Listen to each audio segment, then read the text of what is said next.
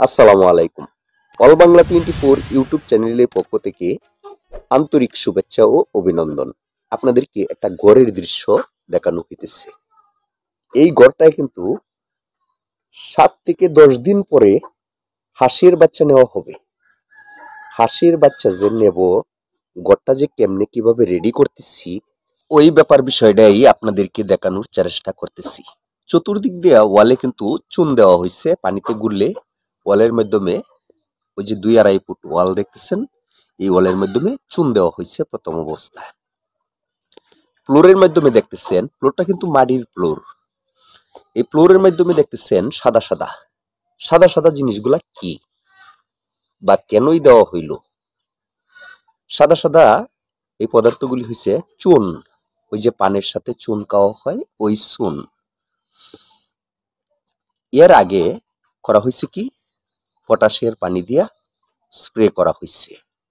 এরপরে তুতিয়া তুতে যেটারে বলা হয়, এটা কেমিক্যাল জাতীয় পদার্থ, ওই পদার্থ দিয়েও স্প্রে করা হয়েছে। ঘরের ফ্লোরটা একেবারেই শুকনা। আপনারা দেখতে পাচ্ছেন চুন, ওই যে সাদা সাদা দেখতেছেন, ওইটা কিন্তু চুন। এই চুন দিয়া, পাউডার চুন এই ফ্লোরের মাধ্যমে দেওয়া হয়েছে।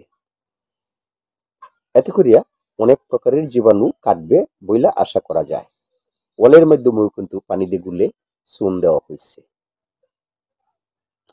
এরপরে কি দেওয়া হবে জানেন? আজকে এগুলো দেওয়া হয়েছে, আগামীকালকে দেব বিসিলিং পাউডার। যদি একটু আড্ডু দুর্গন্ধ থাকে, এই দুর্গন্ধগুলি কেটে যাবে ওই বিসিলিং পাউডারে।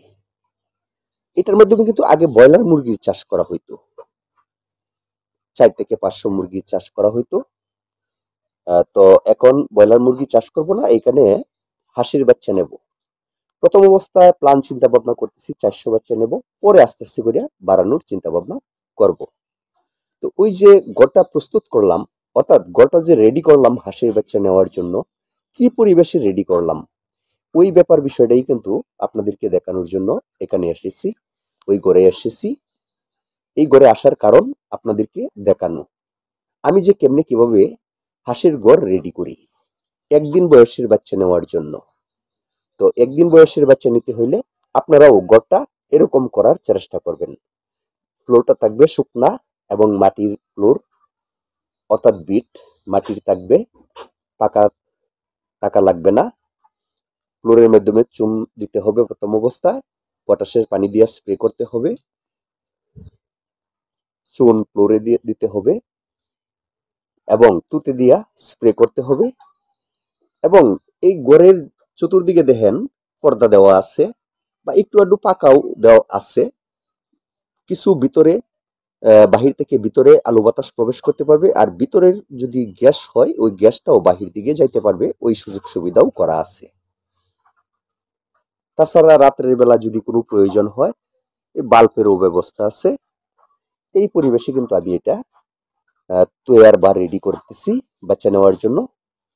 আর যেহেতু বাড়ি থেকে অল্প একটু দূরে, ওই হিসাবে একটা সিসি ক্যামেরাও ব্যবস্থা আছে এখানে, যাতে কোনো প্রকার এটা কোনো কিছু প্রাণী বা মানুষই হোক কোনো প্রকার ক্ষয়ক্ষতি যাতে না করতে পারে, ওই জন্য একটা সিসি ক্যামেরাও লাগানো আছে। বিশেষ করে মুরগি লালন পালন করার সময় নানান ক্ষতির দিক থেকে মুক্তি পাওয়ার জন্য এই ক্যামেরাটা লাগানো হয়েছিল, এখনো আছে, এটা থাকবে।